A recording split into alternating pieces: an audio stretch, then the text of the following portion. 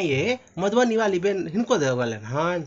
हाँ ये कनिया दऽ गेलै एखने बुच्ची के, हम तऽ नहीं रहिए, बाजार गेल रहिए, बुच्ची के दऽ गेलै हन।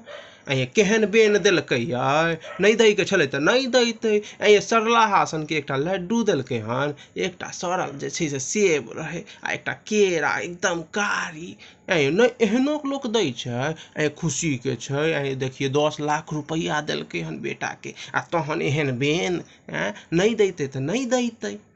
हम तो देखबो नहीं करलिए हन एखन, कनिया खोल के इएह बुचिया कहलकै हन जे ओ दऽ गेलखुन बेन काकी।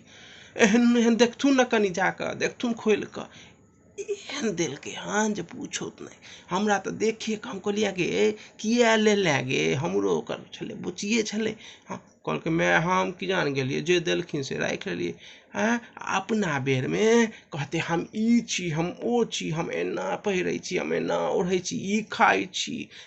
जरलाहा के देखथिन तऽ तोरा कहथिन कि जे ऐसा नीक तऽ जरलाहा के तखन रहितियै तऽ कहितियै लऽ जाउ ती अपने खा लिहैत। हमरा सबके बाल बच्चा ई सब नहीं खाइए, हमरा सबके घर में जे छै से पुरुष सबसे जे बड़ा ई सब अथी होइ छै, ताहि दुआरे से। लेकिन हम तऽ रहबे नहीं करलिए जरलाहा के, हम रहितियै तहन न। एहनो एहनो बेन होइ छै, कनि देखथुन न खोल कऽ देखथुन न। देखै छियै, रुकि जाउ, शांत रहू कनि। आब जे की करबै, आब जेकर जेहन विचार छै तऽ की कऽ सकै छियै।